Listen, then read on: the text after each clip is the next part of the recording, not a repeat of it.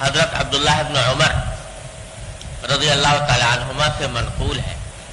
وہ فرماتے ہیں کہ لم یکن رسول اللہ صلی اللہ علیہ وسلم یدع هؤلاء الکلمات اذا اصبح و اذا امسا. عبداللہ ابن عمر رضی اللہ تعالی عنہ فرماتے ہیں کہ رسول کریم صلی اللہ علیہ وسلم یہ کلمات جو آگے وہ بیان فرما رہے ہیں یہ کسی بھی دن چھوڑتے نہیں تھے. صبح کے وقت میں اور شام کے وقت میں دونوں وقت میں یہ دعائیں مانگا کرتے تھے جو آگے انہوں نے بیان کی ہیں. اور حقیقت یہ ہے کہ یہ عجیب و غریب جامع دعائیں ہیں. حضور اقدس صلی اللہ علیہ وسلم صبح کے وقت میں بھی مانگتے تھے اور شام کے وقت میں بھی مانگتے تھے. وہ دعائیں کیا ہیں؟ 4 دعائیں. پہلی دعا ہے اللہم انی اسألک العافیۃ فی الدنیا والآخرہ. اللہم انی اسألک العافیۃ فی الدنیا والآخرہ. کیا معنی کہ اے اللہ میں آپ سے عافیت مانگتا ہوں دنیا میں بھی اور آخرت میں بھی. پہلی دعا تو یہ ہے. پھر اسی دعا کو مزید وسیع کر کے آپ اس طرح مانگتے تھے کہ اللہم انی اسألک العفو والعافیۃ فی دینی و دنیای و اہلی و مالی. اللہم انی اسألک العفو والعافیۃ فی دینی و دنیای و اہلی و مالی. عجیب و غریب جامع کلمات ہیں. فرمایا کہ اے اللہ میں آپ سے ایک تو معافی طلب کرتا ہوں میری طرف سے جو خطائیں ہوئی ہوں جو گناہ سرزد ہو گئے ہوں عبادات کی ادائیگی میں جو کوتاہی ہوئی ہو ان سب سے معافی طلب کرتا ہوں. تو معافی کا لفظ ایک لفظ ہے لیکن اس میں سبھی کچھ آ گیا. ہر قسم کی کہ گناہ بھی آ گئے کہ اگر کوئی گناہ مجھ سے سرزد ہوا ہو تو اللہ اس کی معافی مانگتا ہوں. اور اللہ جل جلالہ کے حقوق کی ادائیگی میں اور اللہ تبارک و تعالیٰ کی بندگی اور عبادت میں جو کوتاہی ہوئی ہے اس کی بھی معافی مانگتا ہوں. تو ایک تو آپ سے معافی مانگتا ہوں دوسرے عافیت مانگتا ہوں. عافیت مانگتا ہوں اپنے دین میں بھی اپنی دنیا میں بھی اپنے گھر والوں میں بھی اپنے مال میں بھی. معافی مانگتا ہوں اور عافیت مانگتا ہوں اپنے دین میں اپنی دنیا میں اپنے گھر والوں میں اپنے مال میں. اگر غور کرو تو دنیا و آخرت کی ساری حاجتیں اس مختصر سی دعا میں سمٹ آئی. اللہ اکبر. 2 لفظ ہیں ایک عفو ایک عافیت. عفو یعنی معافی اور عافیت کے معنی اردو میں بھی عافیت کا استعمال ہوتا ہے کہ جس سے آدمی کسی تکلیف میں نہ ہو بلکہ عافیت سے ہو راحت سے ہو اس کو عافیت کہا جاتا ہے. تو عفو کے اندر تو جیسا میں نے عرض کیا انسان کی ساری کوتاہیوں کی معافی آ گئی. تو صبح اٹھنے کے بعد رسول کریم صلی اللہ علیہ وسلم یہ دعا مانگتے کہ معافی مانگتا ہوں اور معافی کے اندر داخل ہو گیا پچھلی کوتاہیاں بھی جو پہلے ہوئی اور اگلی کوتاہیاں بھی اگر آئندہ سرزد ہوں مجھ سے وہ سب آ گئی. تو اگر یہ ایک جملہ جو ہے اللہم انی اسألک العفو اے اللہ میں آپ سے معافی مانگتا ہوں یہ اللہ تبارک و تعالیٰ کی بارگاہ میں قبول ہو جائے تو اگلے پچھلے سارے گناہ معاف ہو گئے اور ساری کوتاہیاں معاف ہو گئی. ہر انسان ہر مسلمان کو یہ شبہ رہتا ہے اور رہنا بھی چاہیے کہ میں جو کچھ عبادت بھی کرتا ہوں اللہ تبارک و تعالیٰ کی تو وہ عبادت اس کا حق ادا نہیں ہو پاتا. کوئی کہہ سکتا ہے کہ میں جو نماز پڑھی تو نماز کا حق ادا کر دیا, روزہ رکھا تو روزے کا حق ادا کر دیا, یا اور تلاوت کی اور کوئی ذکر کیا تسبیح کی اس کا حق ادا کر دیا. کون ہے جس سے حق ادا ہو جاتا ہو؟ اور اکثر و بیشتر ہم جیسے لوگ تو اس شبے میں ہر وقت رہتے ہیں کہ بھئی پتہ نہیں جو نماز پڑھ رہے ہیں وہ نماز اس لائق ہے کہ اللہ تبارک و تعالیٰ کی بارگاہ میں پیش کی جائے. دھیان دل کہیں ہے, دماغ کہیں ہے, دھیان کہیں ہے, اور جو ظاہری افعال ہیں وہ بھی پتہ نہیں ٹھیک سے انجام پا رہے ہیں سنت کے مطابق یا نہیں پا رہے. شبہ رہتا ہے ہر انسان کو، ہر مسلمان کو، اس شبے کا سے شاید ہی کوئی خالی ہو۔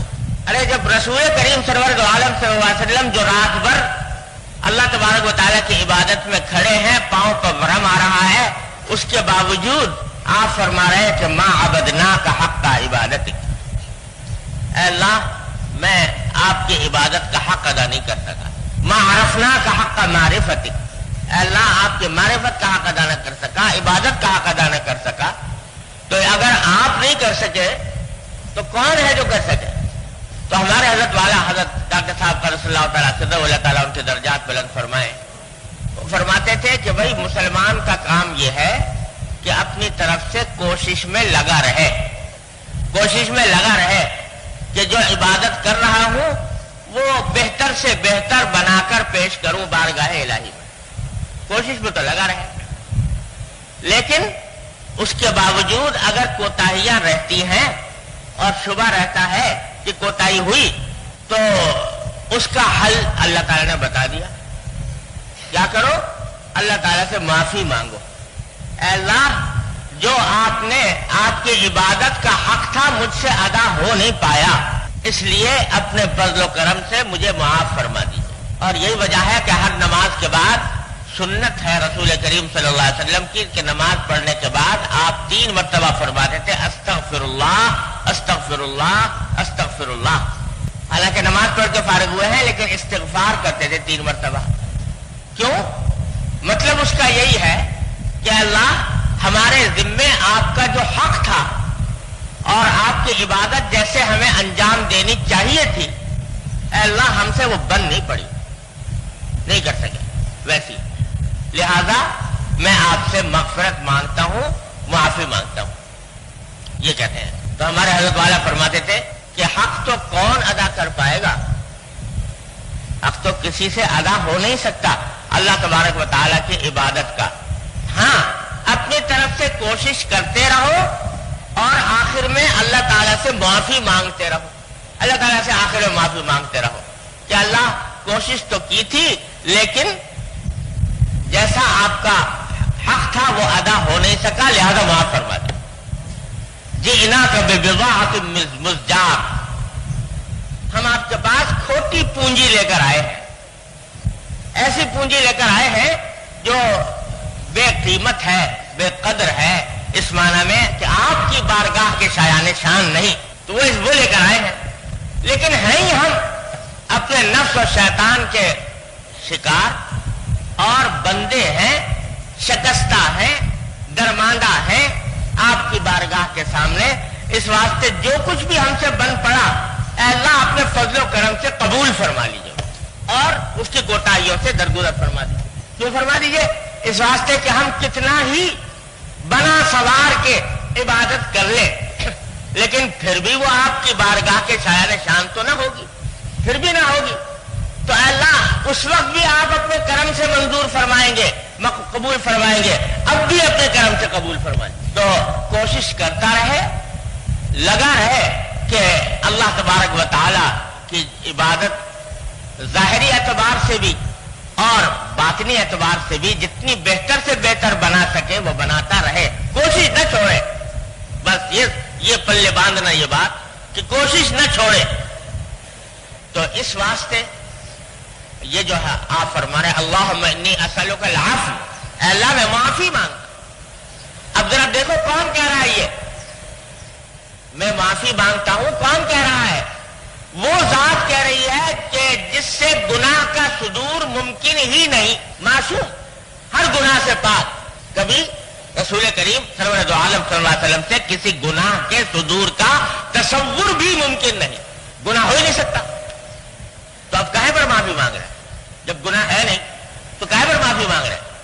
یہ معافی در حقیقت مانگ رہے ہیں ایک تو اس بات پر کہ اللہ جو عبادت میں کر رہا ہوں وہ کتنی ہی بنی اور سنوری ہوئی ہو لیکن آپ کی بارگاہ کے شایان شان نہیں، ما عبدناک حق عبادتک ما عرفناک حق معرفتک، آپ کی عبادت کے شایان شان نہیں، لہذا معافی مانگ۔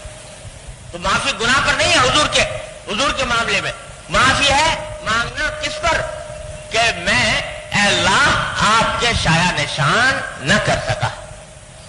تو سکھا دیا حضور نے کہ اے بندو، جب میں اپنی عبادتوں کے اوپر معافی مانگ رہا ہوں تو تم اپنے گناہوں پر بھی مانگو، اپنی خطاؤں پر بھی مانگو، اور اپنی عبادتوں کی کوتاہیوں پر بھی مانگو۔ تو یہ عفو کی جو دعا فرمائی رسول کریم صلی اللہ علیہ وسلم نے صبح اٹھتے ہی اور شام کو بھی، اے اللہ معافی مانگتا ہوں، پیچھے جو کچھ کیا اس پر معافی، آئندہ جو کچھ کروں اس پر معافی۔ شام کو پھر اے اللہ جو دن بھر میں جو کچھ کیا اس پر بھی معافی، آئندہ جو کچھ کروں اس پر بھی معافی۔ اس لیے میں کہہ رہا تھا کہ اگر اللہ تبارک و تعالیٰ اس ایک جملے ہی کو قبول فرما لے ہمارے حق میں، ایک جملے کو قبول فرما، معافی دے دے اللہ تبارک و تعالیٰ، تو بتاؤ آخرت کے دن میں جہاں میدان حشر لگا ہوا ہے اور نامہ اعمال پیش ہو رہے ہیں اور جہنم اور جنت کے فیصلے ہو رہے ہیں، وہاں اللہ تعالیٰ اعلان کر دے کہ اے بندے تجھے معاف کیا، اس سے بڑی کیا نعمت ہوگی؟ اور سارا کچھ زندگی کا حاصل یہ ہو گیا کہ اللہ تعالیٰ نے معاف کر دیا کا مطلب یہ کہ تجھے جہنم سے چھٹکارا دے دیا اور اے بندے تجھے جنت میں داخل کر دیا۔ تو یہ تنہا یہ لفظ اللہم انی اسألک العفو، اے اللہ معافی مانگ، یہ کہاں سے کہاں لے گیا بندے کو، کہاں ڈوبا ہوا تھا اور کہاں لے گیا اللہ تبارک و تعالیٰ کے فضل و کرم سے۔ ایک تو یہ سکھا دیا رسول کریم صلی اللہ علیہ وسلم کہ صبح بھی مانگو شام بھی مانگو اللہم انی اسألک العفو۔ چلو بھائی معافی ہو گئی، اب دوسری چیز جو مانگی وہ عافیت ایک ایسی چیز ہے کہ شاید اس سے زیادہ جامع بھلائی کوئی اور ہو نہیں سکتی۔ حدیث میں بھی فرمایا، نبی کریم صلی اللہ علیہ وسلم نے ایک حدیث میں ارشاد فرمایا کہ کوئی بندہ اللہ تبارک و تعالی سے کوئی بھی بھلائی عافیت سے زیادہ جامع نہیں مانگ سکتا۔ سب سے زیادہ جامع بھلائی انسان کے حق میں کیا ہے؟ عافیت۔ اب عافیت اردو میں بھی استعمال ہوتا ہے، اس لیے اس کی کیا تشریح کروں، لیکن اگر غور کرو تو عافیت کے کیا معنی ہے کہ آدمی کو کوئی تکلیف نہ ہو، جی کوئی تکلیف نہ ہو، راحت ہو، پریشانی نہ ہو، سکون ہو، بیماری نہ ہو، صحت ہو، ناکامی نہ ہو، کامیابی ہو، یہ سب چیزیں عافیت میں داخل ہیں۔ اگر آدمی صحت مند نہیں ہے تو عافیت حاصل نہیں، اگر صحت مند تو ہے لیکن گھر کا ماحول خراب ہے، روز لڑائیاں ہوتی ہیں گھر میں العیاذ باللہ، تو صحت مند تو ہے لیکن سکون برباد ہے، ذہنی سکون میسر نہیں، عافیت نہیں۔ صحت ہے، گھر میں سکون بھی ہے لیکن کھانے کو روٹی نہیں ملتی، روزگار نہیں ہے، تو عافیت نہیں۔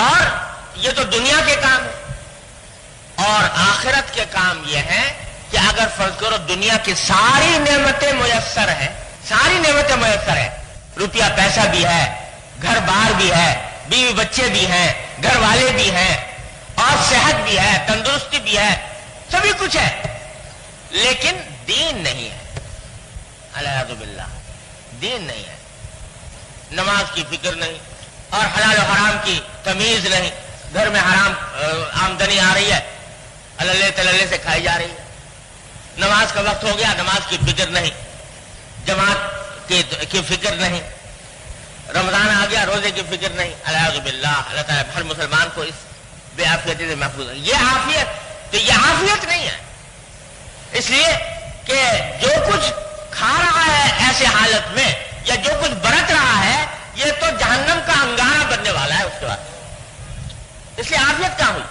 عافیت تب ہوگی جب دنیا کے اندر بھی سکون میسر ہے الحمدللہ، اور ساتھ ساتھ اللہ جل جلالہ کی طرف توجہ بھی ہے، اللہ تعالیٰ کے ساتھ تعلق بھی ہے، اس کے حقوق بھی ادا ہو رہے ہیں، اور معصیتوں سے گناہوں سے اجتناب بھی ہو رہا ہے، اور اللہ تبارک و تعالیٰ کے احکام پر عمل بھی جاری ہے، نبی کریم صلی اللہ علیہ وسلم کی سنت پر بھی عمل جاری ہے، تو عافیت ہوئی۔ تو اگر ان میں سے کوئی ایک چیز بھی مفقود ہو گئی، عافیت نہ رہی، تو حضور فرما رہے ہیں کہ عافیت مانگو اللہ تبارک و تعالیٰ، عافیت مانگو، اللہم انی اسألک العفو والعافیت، عافیت مانگتا ہوں،